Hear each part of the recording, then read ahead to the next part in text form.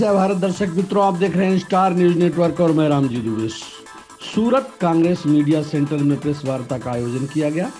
Delhi professor association के सदस्यों द्वारा अरविंद केजरीवाल की शिक्षा व्यवस्था के खिलाफ आरोप लगाए गए थे। गुजरात विधानसभा चुनाव से पहले आपकी शिक्षा व्यवस्था पर सवाल उठे थे। दिल्ली में प्रोफेसरों ने खोली केजरीवाल के शिक्षा मॉडल की पोल। विश्वविद्यालय संचालित 12 कॉलेजों में फंडिंग। दिल्ली यूनिवर्सिटी कॉलेज के प्रोफेसरों को नियमित वेतन नहीं मिल रहा है। गुजरात चुनाव प्रचार के दौरान केजरीवाल दिल्ली मॉडल की बात कर रहे हैं। दिल्ली मॉडल के प्रोफेसरों के लिए वेतन अंतर आरोप लगते ही राजनीतिक माहौल गर्म हो गया है। वहाँ पे नहीं खुला है, बल्कि वो 12 कॉलेज जिनमें से एक कॉलेज के अंदर ये दोनों पढ़ाते भी हैं, उन 12 कॉलेज की जो दुर्गति पिछले 4-5 सालों में हुई है, वो मैं चाहूँगी कि आप खुद इनकी जुबानी सुनिए, क्योंकि ये उन कॉलेजेस से बिलोंग भी करते हैं। गैप पे एक एक हफ्ते के बाद हमें प्रोटेस्ट करना पड़ रहा है। क्यों? क्योंकि ये जो कॉलेज जितने बताए हैं, इनके जो शिक्षक हैं और जो गैर शिक्षक हैं और यहाँ तक कि हमारे जो विद्यार्थी वो हमारे साथ रहे हैं, उन्होंने इतना प्रेशर क्रिएट किया वहाँ की दिल्ली विश्वविद्यालय के जो एडमिनिस्ट्रेटर को, सरकारों को, कि उन पर उतरना पड़ा, सड़कों पे उतरना पड़ा। आप देख सकते हैं इस चीज़ को ना। इसके बाद हालात ये है कि 20 मार्च 2021 को यूनिवर्सिटी शट डाउन का हमें कॉल करना पड़ा, यूनिवर्सिटी बंद। तो यूनिवर्सिटी हमें बंद करनी पड़ी इसलिए।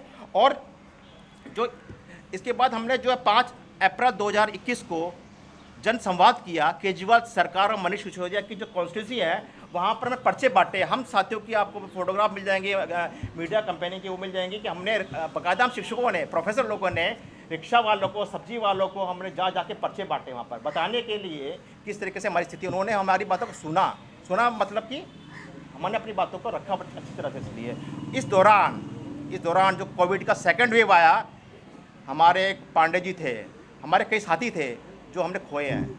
अगर इसका जिम्मा कौन लेगा? सरकार लेगी ना। अगर ये स्थिति नहीं होती तो हम आज रोड पे नहीं होते, हम लोगों से मिल नहीं रहे होते और आज हमारे बीच में वो सारे साथी होते। तो कोविड में जो खोए हमने लोग साथी, किस कारण से? इस वेतन को ना मिलने के कारण, अपनी जो जीविका है उसको चलाने के लिए। तो स्थिति इतनी हमारी जो भयावह हुई वो किस लिए हुई? इसी कारण से हुई।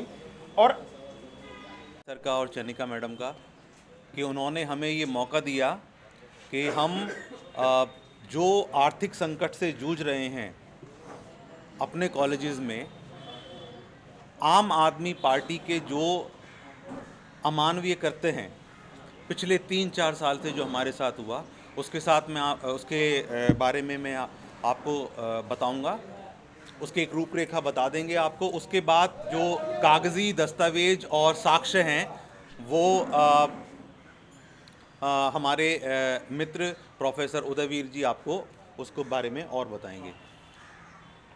इस देश की जो राजधानी है वो दिल्ली है और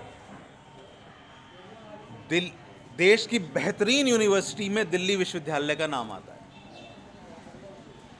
दिल्ली विश्वविद्यालय में लगभग 80 कॉलेजेस हैं, जिसमें से कि 28 कॉलेजेस दिल्ली सरकार द्वारा वित्तीय पोषण पाते हैं, जिनमें से 12 कॉलेजेस को 100% जो वित्तीय अनुदान मिलता है वो दिल्ली सरकार द्वारा मिलता है और 5% बाकी 16 कॉलेजेस में। और हम उनमें से एक कॉलेज जो कि 100% अनुदान जो दिल्ली सरकार से मिलता है उससे आते हैं। दिल्ली में साथियों बहुत सारी सरकारें रहीं। 15 साल शीला दीक्षित जी की सरकार रही, कांग्रेस की सरकार रही, और एक भी दिन आर्थिक संकट से हम लोगों को नहीं गुजरना पड़ा। पिछले 3-4 साल में जब कोरोना चरम सीमा पर था, केजरीवाल जी की सरकार ने फंड कट शुरू किया। शिक्षकों की राजधानी में देखिए क्या हो रहा है। जो बातें वो यहाँ करते हैं वो तो अलग बात है, जो फेक एजेंडा लेके आते हैं अब तो वो पुराने हो चुके हैं और हम लोगों की भी आंखें खोलनी चाहिए कि जो फेक एजेंडा वो शिक्षा के बारे में दे रहे हैं वो दिल्ली में क्या कर रहे हैं। दिल्ली के विश्वविद्यालय के जो कॉलेजेस हैं उनमें क्या चल रहा है। तो हमारा फंड कट कोरोना के समय काटा गया। धरने पर हम लोग गए, तादाद में गए, भाई ऐसा आप क्यों कर रहे हैं।